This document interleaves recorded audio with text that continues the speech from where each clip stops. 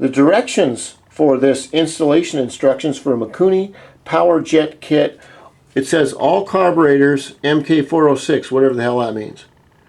And what they have is they have the round slide carburetor. You can see the top of it. This is looking down on the top of the from the top of the carburetor. You can see the throttle cable. It would be like if I would come over here with this camera and look. You can see the top of the carburetor right there. But if you were to come over this way and look straight down, I can't really get a good look on it. So that's one look at that. And the interesting thing is that what they want you to do is to put this nozzle right here, right ahead of the air cleaner. The air cleaner would be like, oh, I'd say, let's say the air cleaner is right here, and the jet would go right inside the carburetor right here, just before the slide, and the slide would be over here with my hand. And then what we do is, if the carburetor main body, the float bowl right here, usually on carburetors they have 2 overflow hoses. And those are designed for if the float gets stuck or if you tip the bike over. And they usually have one on each side. They're vents. And you can see by the pink line right here. There's a pink line on the outer side of the carburetor. That's one vent. And if you look, and my lighting isn't that good, but if you look down on the other side of the carburetor, on the left side, we'll say that's the right side and that's the left side. You can see another vent. And what they want you to do is take the float bowl off, which is right here. This float bowl where it says Sudco, that's kind of cool.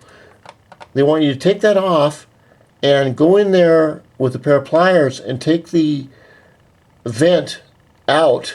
Actually take it out, and you see this little tiny line right here, this little white line? They want you to hook up the power valve to this line right here, and then that line will come all the way up around here to the top, and you have to mill the top of the carburetor. And it's a good thing that I'm a mill worker, except I work on wood, but it should be really interesting. And then we put we'll have to change the main jet. Say we've got a main jet that's 100%, which means I'm just using that as an example. Let's say, you know, every carburetor has a main jet, and these are main jets right here for the Mikuni. And if you do need Mikuni jets, say like you have a Mikuni, right?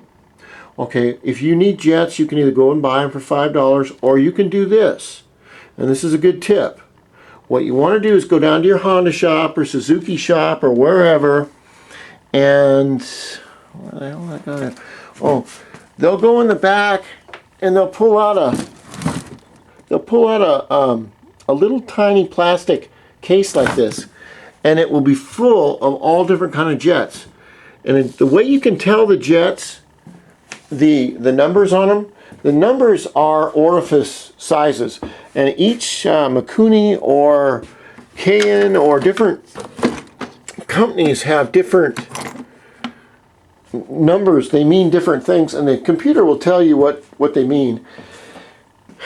They're made of brass because they're so soft. But let's see if we can do this. On the very top of these, and I don't know if I can do it, but we'll see. I wish I had a thing like that on. Let me take my glasses off here. But on all your jets, in all your carburetors, you will see, and that says 120 on there. It says R6, and then it says 120.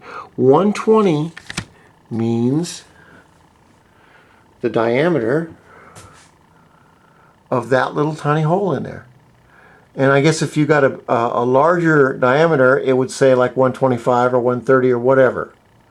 And this is the way that you adjust your carburetor for your riding style, for your you want to get the carburetor.